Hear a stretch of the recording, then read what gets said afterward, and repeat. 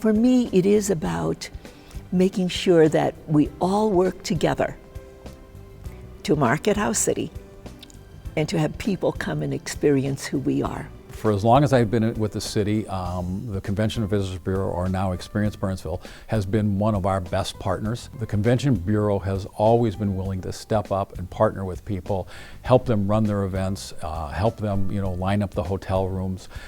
It's just a very great partnering organization. Experience Burnsville was wonderful because it's that other part of what makes our community great.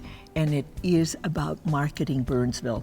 Burnsville struggled with its identity for years and years and years as far as being, it's basically just a little rural area with a big freeway going through the middle of it and a shopping center. Yeah. And that was kind of the image. Yeah. And nobody wanted that. They wanted something more than that. They wanted to be a downtown. They wanted to have some identity. They wanted to be diverse. They wanted to do a lot of things that would kind of have people stand up and notice it as a city. And I think that's the type of partnership that organizations in the city and everyone else looks to from our Convention Bureau, is to be able to give that marketing piece. We did travel trade shows in Sioux Falls, Fargo, Milwaukee, Des Moines, Winnipeg, Thunder Bay. Actually, Burnsville was one of the first convention bureaus that traveled to Thunder Bay, and we had a lot of visitors that came down from Thunder Bay, loved the Burnsville area. Another area of growth was in our hotels. We had 7 hotels when I started.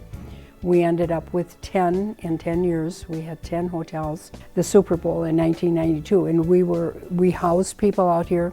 We had volunteers stationed at our hotels that would answer questions for people coming in, where to eat, where to go shopping, whatever they needed to do in between the Super Bowl activities. The Star of the North State Games in Burnsville was a 10-day event of all sorts of different sporting events. And Burnsville was the largest. Burnsville was the largest. In the history. Almost 15,000 athletes, 10,000 volunteers. We had the standard things you'd think of: basketball, softball, swimming, but we had sailboat racing, we had taekwondo, we had boxing, we had a cycling race on some Burnsville streets, we did canoeing on the river. Basically, we accommodated any sporting group that was willing to come forward and help us run their competition during the Star of the North Games. We were the 3rd Star of the North Games, and they're still in existence today, and we are still have the history of being the largest. Southern Gateway to Minneapolis. You can see it all from here because we were in the center of all the attractions, just close enough. Yeah. All of them were tied to Burnsville location to all of the attractions in the metro area.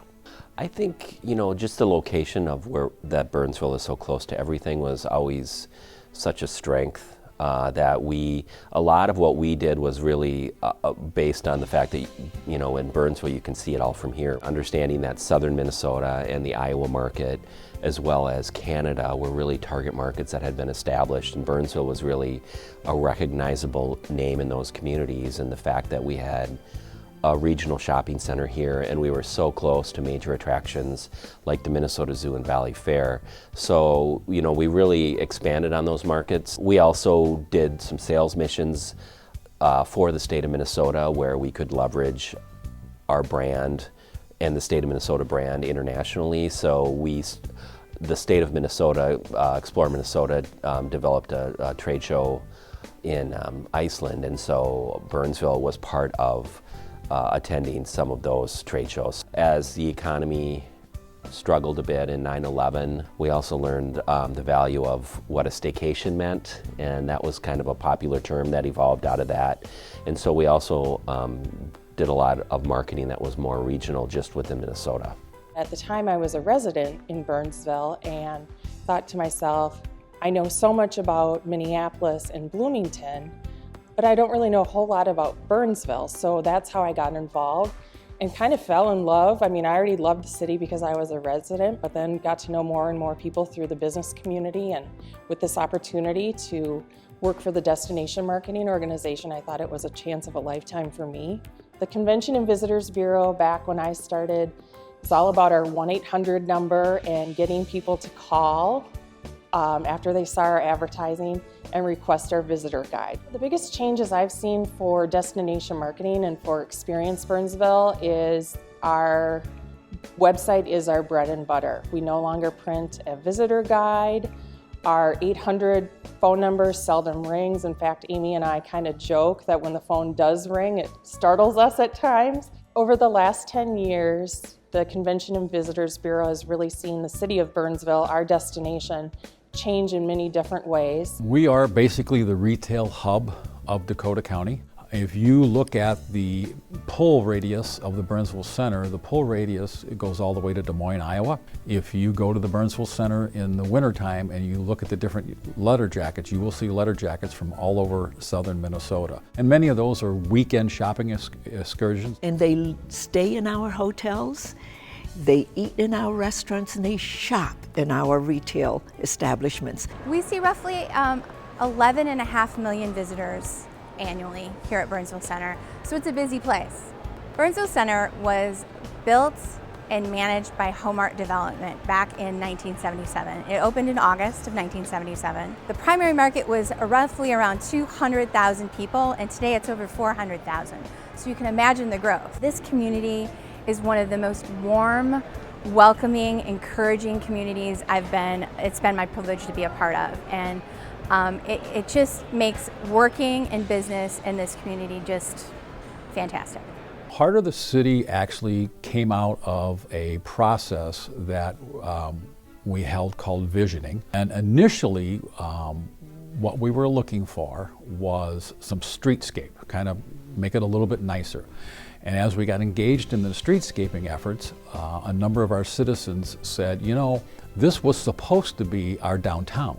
And of course, when Burnsville Center came to Burnsville, that type of activity moved up onto County Road 42. And the idea was to create a very walkable, urban type downtown area. And I think it is an area that not only do our residents recognize it as something unique, but I think out of town people recognize it as something unique. One of the biggest contributor to Experience Burnsville is the Ames Center, our Performing Arts Center. This is a driver for economic development, for visitors to Burnsville. The Ames Center, our Performing Arts Center that opened in 2009, was a really large project for the city, its residents and businesses, and the CVB was very excited from the start of the project through now we office out of the Ames Center. It was the piece, the final piece that really, I think, was part of the City Council's vision for making Burnsville an attractive place to visit. We needed something. We needed something to make this community special, and it was almost there, and this Performing Arts Center put it there. We can't forget Buck Hill. Buck Hill is our ski enterprise that brings people from all over the country. They train here. We have Olympians who have come out of Buck Hill, and it is a great driver for bringing not only residents to Buck Hill, but visitors to Buck Hill. The first years when we cleared the land with friends and with hardly any equipment. I mean, like a borrowed chainsaw and a borrowed axe and maybe a lawnmower too, and a lot of friends, because we started Buck Hill with $3,700, which is not really very much money. I know that you've often said that, you know, they capitalized right away on snowmaking the minute that started to come out, and shorter skis, the skis have gone backwards in length. Snowboarding was not around, that came in the end of the 80s, and we just keep adapting to the people out there, and added tubing in 2000, and that was a hit from the get-go. It's such a unique situation to have a ski area right in the heart of your city, practically. Serving on the CVB board, Bill Van Bank was the guy in charge at the time, and we had a lot of fun. It provided me with another look at how other industries in the tourist industry work together. And there really isn't another Buck Hill. None of them were able to survive through development pressures or adversities of weather or whatnot. And so we're really an abnormality in the ski industry to have a ski area that is set amongst an urban environment. is really one and only. To develop the other 3 seasons, you know, we are close or at capacity in the winter season, and there's certainly things that we would want to do to improve the experience or whatnot during the winter seasons, but it's the spring, summer, and fall that are wide open.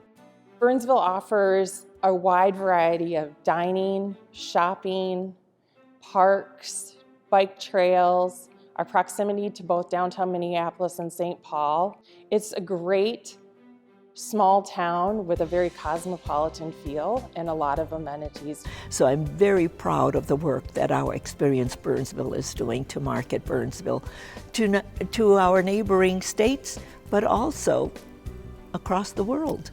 Experience Burnsville, happy 30th anniversary, and cheers to another 30 years. Experience Burnsville, and hopefully you'll have another great 30. Well, here's to another 30 years.